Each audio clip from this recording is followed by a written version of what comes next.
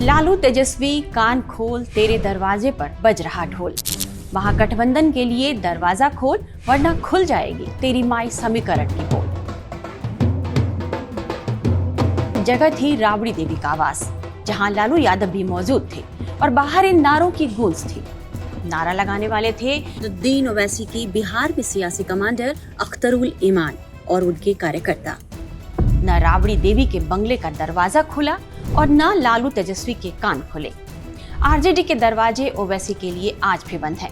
ओवैसी महागठबंधन में शामिल होने के लिए बेचैन दिख रहे हैं, सीटों की पेशकश कर रहे हैं, लेकिन तेजस्वी ने ताला लगा रखा है। आखिर क्यों? नमस्कार, आप देख रहे हैं टाइम्स नाउ नव भारत का डिजिटल प्लेटफॉर्म और मैं हूं आपके साथ प्रतिभा ज्योति। चुनाव का चक्कर ना होता तो नेता ना होते, नेतागिरी ना होती, पार्टियां ना होती, रैलियां ना होते, वादे ना होते, नारे ना होते और न सितारे होते। ये सब है क्योंकि चक्कर चुनाव का है। चुनाव का चक्कर है, इसलिए ओवैसी बार बार महागठबंधन में अपनी पार्टी को शामिल करने के लिए दरख्वास्त पर दरख्वास्त लालू तेजस्वी को किए जा रहे हैं, लेकिन कोई सुनवाई नहीं हो रही। तो आज शुरुआत बिहार में ओवैसी फैक्टर की, जिसे बड़ी ही दिलचस्पी से देखा जा रहा है। महागठबंधन में शामिल होने को लेकर ओवैसी ने क्या कहा है, चलिए पहले हम आपको ये सुना देते हैं। मीडिया के जरिए हमने इस बात को कहा है कि एमआईएम पार्टी अलायंस के लिए तैयार है और फिर अख्तरुल ईमान साहब ने अपने आखिरी खत में ये भी कहा है कि हमको अब 6 सीट दे दी। अब ये उनको फैसला करना है, ये नहीं करेंगे तो बिहार की जनता ये देख लेगी कि कौन बीजेपी को कामयाब करना चाहता है या कौन बीजेपी को रोकना चाहता है। तो अब ये फैसला बिहार की आवाम पर है। हम तो अपनी जिम्मेदारी को निभा चुके हैं। कल कोई या हमसे ना कहे कि आपने बातचीत नहीं की, आपने बुला नहीं किया। हमने तो अपनी तरफ से पूरी कोशिश की और जनता के सामने, आवाम के सामने हमने बात को रखा। तो सबसे पहले ये जानने की कोशिश करते हैं कि आखिर बिहार चुनाव में ओवैसी की अहमियत क्या है। क्या ओवैसी की इतनी हैसियत है कि जिसके लिए लालू तेजस्वी को अपने दरवाजे खोलकर ओवैसी की खैर मकदम करना पड़े? तो पहले बिहार में ओवैसी का एक बार जरा ट्रैक रिकॉर्ड हम देख लेते हैं। विधानसभा चुनाव में उनकी पार्टी का क्या हाल था। 2015 में कोई सीट नहीं मिली, 2020 में उन्होंने 5 सीटें जीती, लोकसभा चुनाव 2024 में उन्हें एक भी सीट नहीं मिली। अंग्रेजी में एक कहावत है, आइदर यू लव मी और hate me but you can't ignore me, यानी आप मुझसे मोहब्बत करें या नफरत, लेकिन आप मुझे नजरअंदाज नहीं कर सकते। ओवैसी को भी आप नजरअंदाज नहीं कर सकते, लेकिन शायद तेजस्वी को इस थ्योरी में दम नहीं लगता। जिस सीमांचल में उनका वजूद है, उनकी ताकत है, वहां वे कैंपिंग कर रहे हैं और इसी रण क्षेत्र से उन्होंने नया पैगाम भेजा है। कह रहे हैं 6 सीट भी मिल जाए तो गठबंधन कबूल है। दरवाजा खुलवाने के लिए ऑल इंडिया मजलिस ए इत्तेहादुल मुस्लिमीन यानी AIMIM के मुखिया ओवैसी लालू तेजस्वी को संदेश पर संदेश भेज रहे हैं कि हमसे गठबंधन कर लो, वरना बाद में यह मत कहना कि बैट बॉल लेकर कोई भाग गया। ओवैसी कई बार कह चुके हैं कि बीजेपी को रोकने के लिए वे महागठबंधन के साथ मिलकर चुनाव लड़ना चाहते हैं, पर आरजेडी और कांग्रेस उन्हें तवज्जो नहीं दे रही। ऐसे में ओवैसी ने अकेले चुनाव लड़ने की चेतावनी तक भी दे डाली है। आप बताइए, अख्तरुल ईमान ने खत लिखा मोहतरम लालू प्रसाद यादव को, बाप को खत लिखा, तो बेटा बोलता मुझे खत नहीं आया। अगर मैं किसी के घर में जाकर आपके वालिद से, बाप से मिल लूं, आपकी माँ से कहूं कि मेरे लिए दुआ दीजिए, और जब आपके बाप को और माँ का आशीर्वाद मुझे मिल गया तो बेटा नहीं बोल सकता कि तुमने मुझसे आशीर्वाद नहीं किया। ये हमारे घर के आदाब है। हमारे बड़ों को हम सर का ताज बनाकर रखते हैं। अब नहीं मालूम कि तेजस्वी ये क्यों किए, नहीं मेरे को नहीं मिला। हमने उसकी हुज्जत को पूरा करने के लिए अख्तर भाई से कहा कि इसको भी आप खत लिख दीजिए। अख्तर भाई ने कहा लिखूंगा जरूर, मगर पहुंचाने का तरीका कोचा दामन का होगा, सीमांचल का होगा। तो अख्तर भाई ने ढोल बजाकर उसके घर पर जाकर ये लेटर दे दिया, खत दे दिया तो तेजस्वी बोलते हैं मुझे डराने के लिए आए। अरे डराने के लिए कहां, एक खत देने आए तो तुम डर गए? इतना डर क्यों है तुमको? 6 सीट की इस पेशकश पर भी आरजेडी में खामोशी है, बल्कि ओवैसी पर आरजेडी की तरफ से हमलों की बौछार पहले से भी ज्यादा तेज हो गई है। बीजेपी की बी टीम बताकर आरजेडी ओवैसी को टारगेट कर रही है। उधर ना तो लालू और ना ही तेजस्वी इस पर टस से मस हो रहे हैं। जब महागठबंधन से तालमेल की ओवैसी की कोशिश नाकाम होती दिखी तो नवरात्र के बीच ओवैसी सीमांचल पहुंच गए और उन्होंने बिहार में राजनीतिक हलचल मचा दी। हैदराबाद के सांसद असदुद्दीन ओवैसी 5 साल बाद फिर बिहार चुनाव में उतरे हैं। 24 सितंबर से ओवैसी ने किशनगंज से सीमांचल न्याय यात्रा शुरू की और 27 सितंबर तक सीमांचल के सभी 4 जिलों किशनगंज, अररिया, कटिहार और पूर्णिया में घूमते रहे। सीमांचल में कुल 4 जिले हैं, कटिहार, पूर्णिया, अररिया और किशनगंज।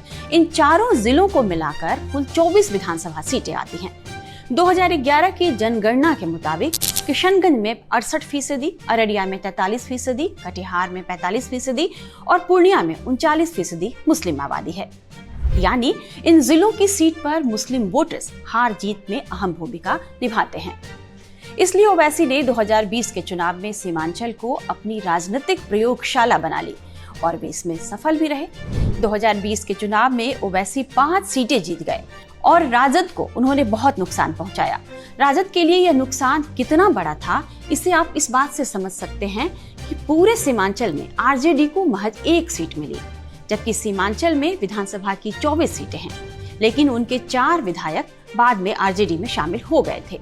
इलाके में अपनी पार्टी की पहुंच और जन समर्थन को देखते हुए ओवैसी अपनी ताकत से इस बार फिर से जुट गए हैं।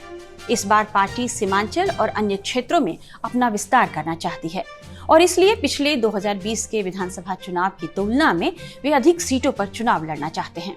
बिहार में एआईएमआईएम 2015 से विधानसभा चुनाव लड़ती आई है। 2015 में उसे कोई सफलता नहीं मिली, लेकिन 2019 में किशनगंज लोकसभा सीट पर हुए उपचुनाव में जीत दर्ज कर उसने सभी को चौंका दिया। महागठबंधन में क्यों शामिल होना चाहते हैं ओवैसी, ये भी समझ लीजिए। 24 सितंबर को ओवैसी ने किशनगंज में कहा कि बिहार की जनता देख रही है कि बीजेपी की बी टीम कौन है।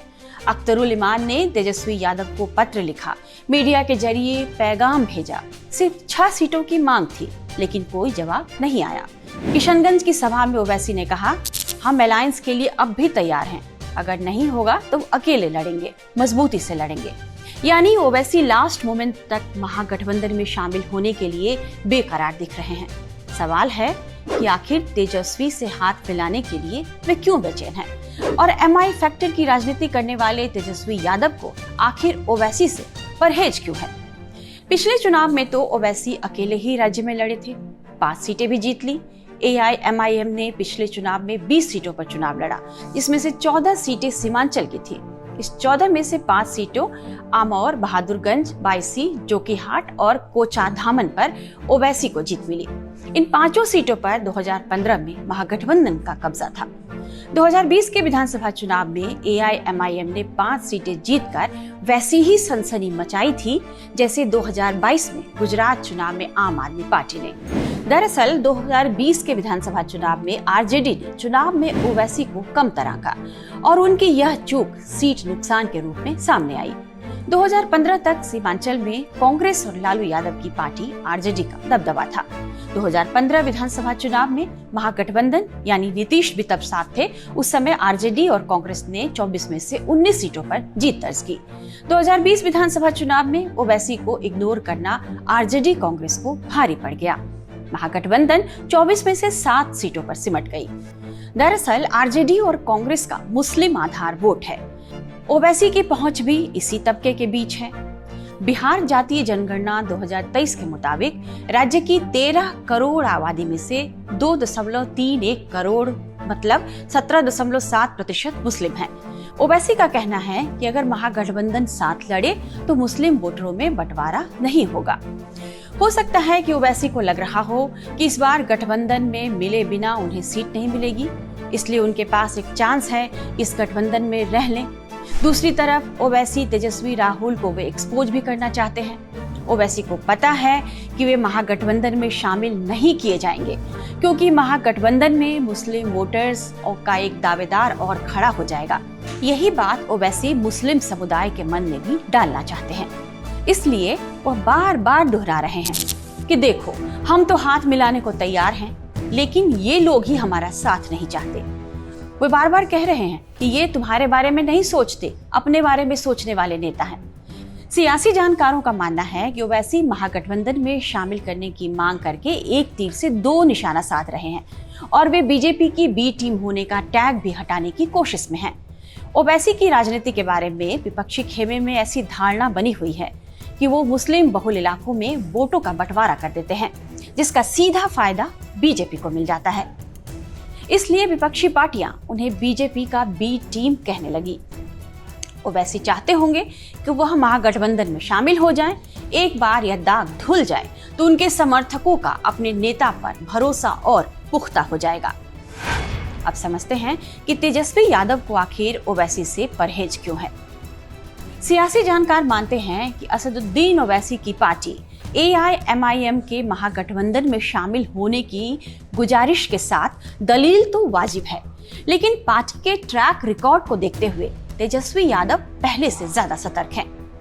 बीते कुछ सालों में बिहार के सीमांचल क्षेत्र जैसे किशनगंज, अररिया, पूर्णिया और कटिहार की राजनीति में AIMIM तेजी से सक्रिय हुई है और मुसलमानों के बीच यह पार्टी लोकप्रिय होती जा रही है। सीमांचल में ओवैसी का एक्स फैक्टर भी रहा है।